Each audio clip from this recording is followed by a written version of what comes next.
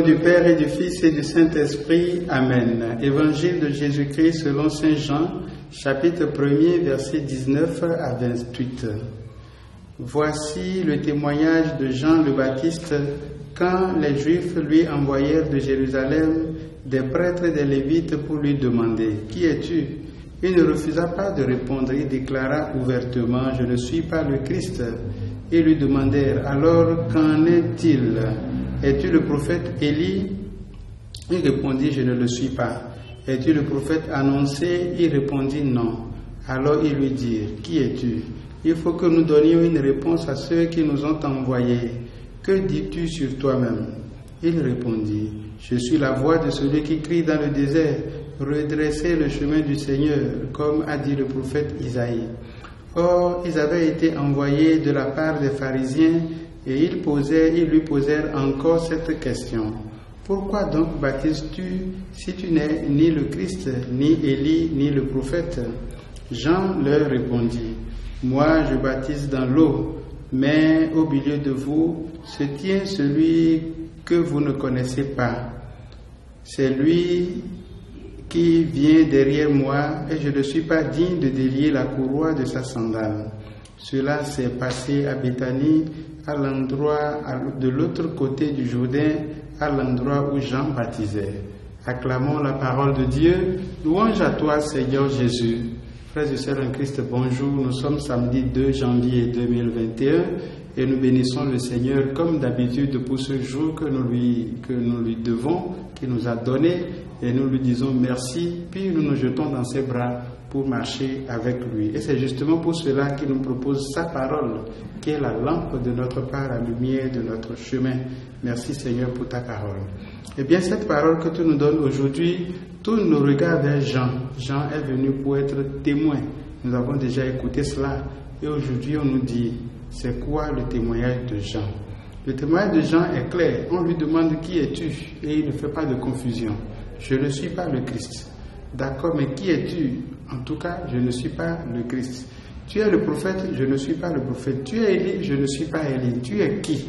Alors, cela doit nous permettre de répondre aussi à la question, puisque nous aussi, on doit savoir qui es-tu. Si on te demande à toi, mon frère, à toi, ma soeur, qui es-tu ? Que répondrais-tu ? Je pense que ce que nous apprenons de Jean ici, je l'ai déjà dit au moins une fois, c'est que le chrétien se définit par rapport au Christ.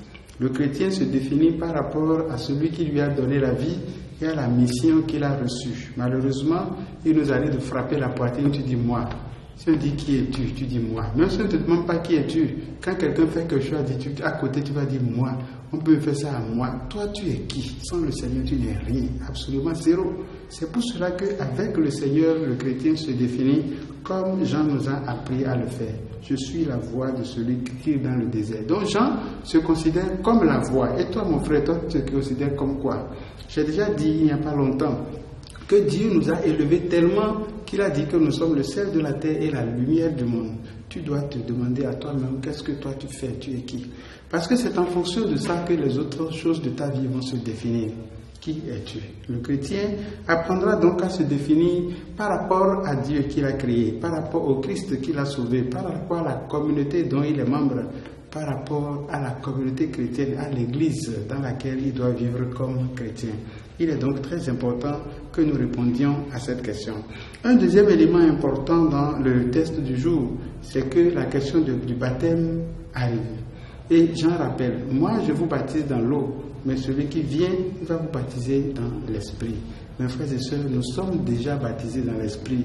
Et l'esprit ne nous est pas donné pour être déposé à côté. Ces dons et ces charismes sont présents dans notre vie. Si nous sentons le besoin d'un don, d'un charisme de Dieu, nous le demandons à Dieu. L'esprit est déjà là. Supposons que moi, je suis père de famille et dans ma famille, je n'arrive plus à maintenir de bonnes relations avec ma femme. J'ai besoin de patience, j'ai besoin de sagesse. Mais je demande à Dieu. Je demande en insistant, je dis Seigneur, tu vois, tu m'as permis d'être ton enfant. Et parmi les dons que tu donnes à tes enfants, il y a celui de la sagesse. J'en ai besoin, regarde ma famille, j'en ai besoin pour résoudre ce problème. Et le Seigneur, qui sait avant nous ce dont nous avons besoin, entre dans ta vie et t'aide à résoudre ces problèmes. Malheureusement, nous recevons l'Esprit de Dieu, nous le déposons dans un coin de notre vie et puis nous continuons comme si l'Esprit n'était pas en nous. Que le Seigneur nous aide vraiment à réveiller cet esprit en nous, puisque sans lui, nous ne pouvons pas faire le chemin vers Dieu, nous ne pouvons pas marcher durant cette année 2021 en enfant de lumière. Que l'Esprit de Dieu repose sur vous et que sa grâce vous accompagne tous les jours de votre vie maintenant et pour les siècles des siècles. Amen.